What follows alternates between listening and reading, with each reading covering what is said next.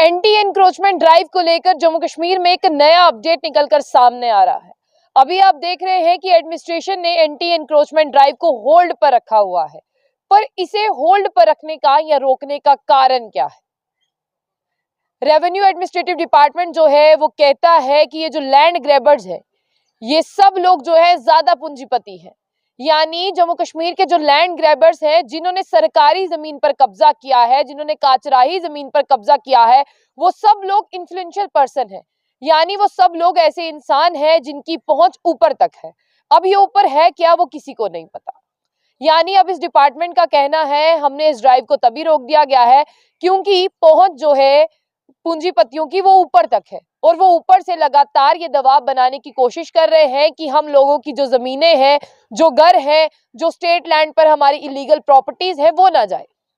यहाँ पर administrative department की बात करते हैं, वो यहाँ पर अपने आप को क्लियर कर रहा है कि चाहे कोई भी व्यक्ति हो, चाहे वो बिजनेसमैन हो, चाहे वो बड़े से बड़ा पूंजीपति हो, बड़े से बड़ा लैंड ग्रैबर हो, किसी को नहीं बख्शा जाएगा।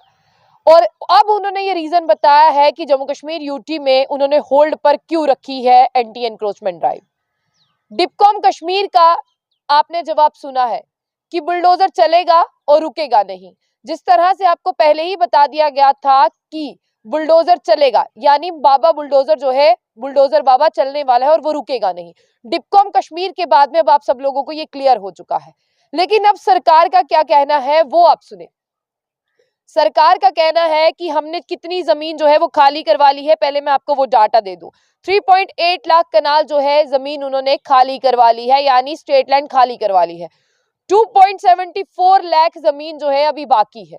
और अब उनका क्या कहना है, अब वो सुनिए। उनका कहना है कि ये जो बुलडोजर बाबा है ये चलेंगे, लेकिन उसके लिए हमें थोड़ा सा वक्त चाहिए, इसलिए हमने एंटी एनक्रोचमेंट ड्राइव को होल्ड पर रखा हुआ है।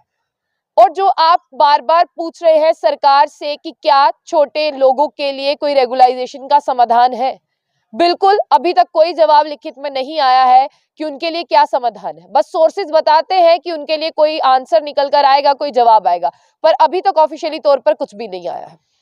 और इसी के साथ आपको बता दें कि यहाँ पर जो काम है वो क्यों रुका हुआ है, क्या क्या होना बाकी है वो आपको बता दें।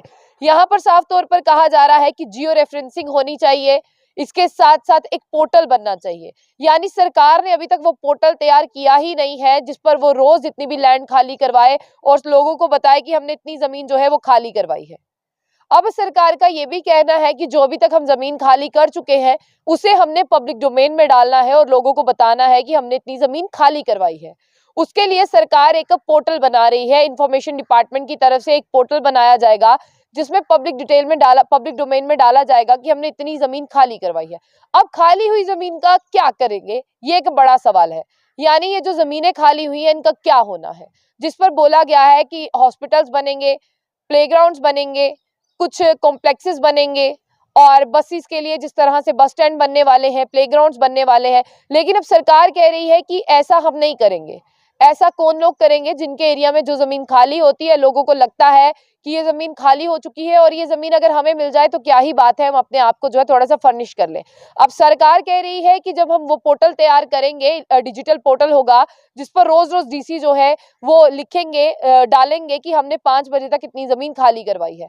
अब लोगों के पास जब वो डाटा जाएगा और लोग देखेंगे कि ये जमीन खाली हो चुकी है, तो इसके बाद लोग अपना एक DPR, detail project report submit करें और सरकार को कहे कि हमारा ये प्लान है, हम यहाँ पर ये बनाना चाहते हैं, तो आप हमें बनाने दें। अब इसके बाद आपको साथ साथ में ये भी बता दें कि एक रिपोर्ट क्या कहती है, जहां पर एक मीटिंग हुई थी chief secretary doctor Arun Kumar Mehta की, जिसमें तमाम रेवेन्यू डिपार्टमेंट के ऑफिसर शामिल थे। उन्होंने कहा है चाहे वो कमर्शियल हो, रूरल हो, अर्बन हो या स्टेट लैंड हो, वो खाली तो करवाई जाएगी। लेकिन अब क्या है, चीफ सेक्रेटरी कहते हैं कि जियो रेफरेंसिंग कराई जाएगी, डिजिटलाइजेशन तरीके से जो है वो जमीनें खाली करवाई जाएंगी और लोगों को बताया जाएगा कि क्यों खाली करवाई गई है। इसी के साथ अब आप इस जमीन को इस्तेमाल कर पाएंगे। सरकार का एक बहुत बड़ा बयान यहाँ पर निकलकर सामने आया है और सरकार ने साफ तौर पर कहा है इस खाली की हुई जमीन को आप ही जो है इस्तेमाल कर सकते हैं।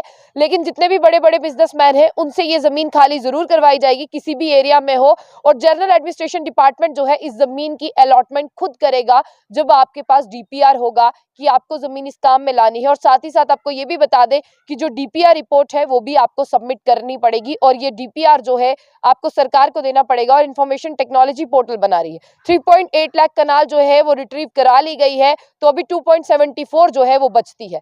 तो बहुत बड़ा यहाँ पर ये सरकार ने बताया है कि जो जमीन तोड़ी जा रही है, जो खाली करवाई जा रही है, जिस तरह से उन्होंने ये कहा है कि बड़े बड़े पॉलिटिशियन लीडर है उनके रिश्तेदारों से हमने जमीन खाली कराई। अब सरकार ये कह रही है आपको कहीं पर जमीन खाली होती दिखती है, अगर आप लोग आम लोग उस पर कुछ बनाना चाहते हैं, वो हमें डीपीआर सबमिट करें, हम उन्हें ये जमीन देंगे। तो सरकार आने वाले वक्त में कहां तक खरा उतरती है ये आप लोगों को बताना होगा।